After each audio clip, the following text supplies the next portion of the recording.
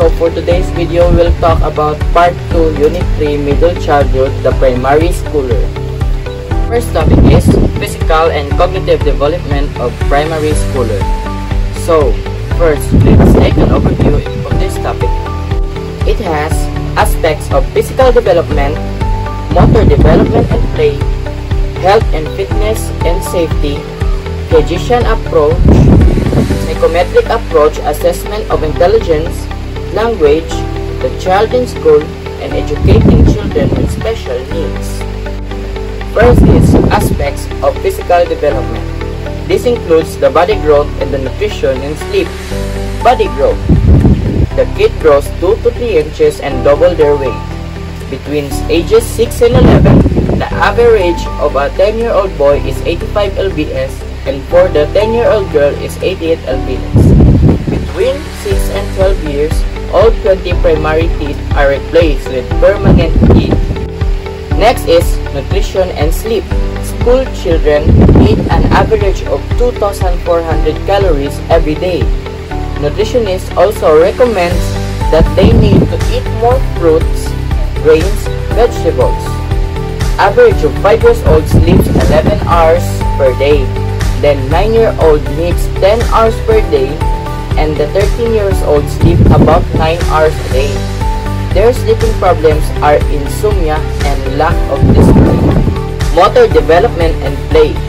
Usually, running, jumping, hopping, and ball skills are more refined in this stage. Fine motor skills improve. Writing, it starts off larger and gradually decreases in size. Drawing shows brains in organization, detail add representation of them. Games with rules are more common. Children have a better concept of fairness and justice. PE classes are very important because it builds their self-esteem and they learn physical activities. Next is health, fitness, and safety. Obesity.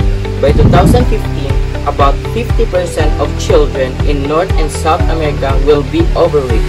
About 17% of school children have BMI above 95%. Year 2003 to 2006. About 33% were above 85%. Obesity has increased in all ethnic groups, less so in Black and Hispanic children. These are the causes of obesity. Number 1. Genetics. Science shows that genetics plays a role in obesity. Genes can directly cause obesity in specific disorders such as Bardet-Biedl syndrome and Prader-Willi syndrome. However, genes do not always predict future health. Genes and behavior may both be needed for a person to be overweight. Low-cost, high-fat foods and family stress. Obesity is generally caused by eating too much and moving too little. If you consume high amounts of energy, particularly fat and sugars, but do not burn of the energy through exercise and physical activity, much of the surplus energy will be stored by the body as fat. Personal, parental, and family stress can increase a child's risk of obesity. Some of children overeat to cope with problems or to deal with emotions such as stress or to fight boredom.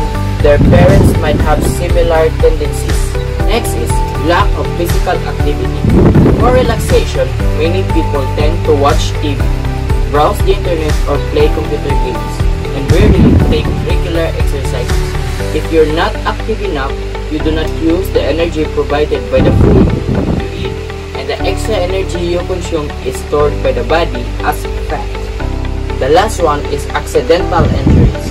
As in early childhood, accidental injuries is the #1 cause of death in the US. About 23,000 children in the US suffer brain injuries from bicycle accidents. Experts recommended that parents should not buy trampolines for their kids to prevent accidental injuries. Next is Piagetian approach. Around age of 7, children enter the stage of concrete operations and they can use mental operations. Most 6 to 7 years old can find their way going to school and going back at home, and the ability to see relationship between whole and its part. Next is psychometric approach or assessment of intelligence. This is the IQ controversy. good predictors of school achievement, functional independence late in life, and presence or absence of dementia later in life. It tests underestimate the intelligence of ill children or children who do not do well on tests. Is there more than one intelligence? Yes. Gardner's theory of multiple intelligences suggests that there are 7 different forms of intelligence. They are linguistic, physical, spatial, bodily, interpersonal, intrapersonal, and logical mathematical. Conventional intelligence covered 3 areas. There are linguistic, logical mathematical, and to some extent spatial or known as gifted in art. Other 4 areas do not covered in IQ tests. These are musical, bodily kinesthetic, interpersonal, intrapersonal, and later discovered is the 8th one. This is the naturals. Next is language. Language abilities continue to grow during middle school. They will get better with oral communication and improve their written communication. It is more challenging for children who are not native language speakers. Next one is the child in school. Early school experience is critical for success or failure. They become literate. Girls tend to do better than boys. Boys do better than girls on science and math tests that are not closely related to material taught in school. In school, peer acceptance and socioeconomic status are also there. And lastly is educating children with special needs. This includes children with mental retardation, learning disabilities or dyslexia, attention deficit hyperactivity disorder or ADHD, and gifted children. So, we need to educate the children with special needs for them to cope up with the other children. They need to be treated fairly so that they can feel that they are part of this world. The next topic will be socio-emotional development.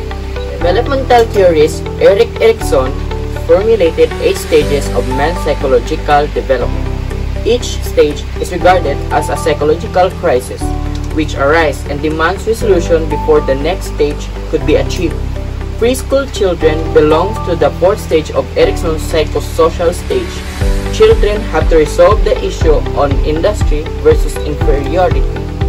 Erikson's 4th stage of psychosocial development, industry versus inferiority, is the psychosocial crisis that children will have to resolve in this stage. Industry refers to a child's involvement in situations where long, patience work is demanded to them, while inferiority is the feeling created when a child gets a feeling of failure when they cannot finish or master their schoolwork. In this stage, children will most likely have begun going to school. School experiences become priority with children so busy doing schoolwork. Next is understanding the self. One's self-concept is the knowledge about the self, such as beliefs regarding personality traits, physical characteristics, abilities, values, and roles.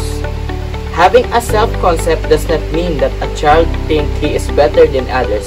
It means that he, like himself, feels accepted by his family and friends and believes that he can do well. Primary school children self-concept is influenced not only by their parents but also with the growing number of people they begin to interact with, including teachers and classmates. Children have a growing understanding of their place in the world. Next is school years. In the transition from pre-elementary to primary school, children tend to become increasingly self-confident and able to cope well with social interactions. The issues of fairness and equality become important to them as they learn to care for people who are not part of their families. Building friendships. Making friends is a crucial but very important of children's social and emotional growth. Children during this stage most likely belong to a peer group. Peer groups are characterized by children who belong approximately to the same age group and social economic status. Primary school children prefer to belong to a peer groups of the same gender. Many children use their surroundings to observe and mingle with other children. Some will see this as an opportunity to make friends while others remain a bit of loner. Next is antisocial behavior. When children cope, pull, hit, or kick other children when they are first introduced, it is fairly normal. Children at this age are still forming their own worldviews, and other children may seem like a curiosity that they need to explore. Parents and teachers can help children make friends. We can consider the following. Expose children to the kid-rich environment. Next, create a play group in your class and let the children mingle with their classmates. Next, when your children hit other children, remind them that their behavior hurt others. Next and lastly, coordinate with the parents and other teachers so that the children will have a greater opportunity to interact with other children. And lastly, self-control. Once children reach school age, they begin to take pride in their ability to do things and capacity to exert effort. They like receiving positive feedback from their parents and teachers. This becomes a great opportunity for parents and teachers to encourage positive emotional responses from children by acknowledging their mature, compassionate behavior. So that's all guys. Hope you understand and thank you for watching and God bless.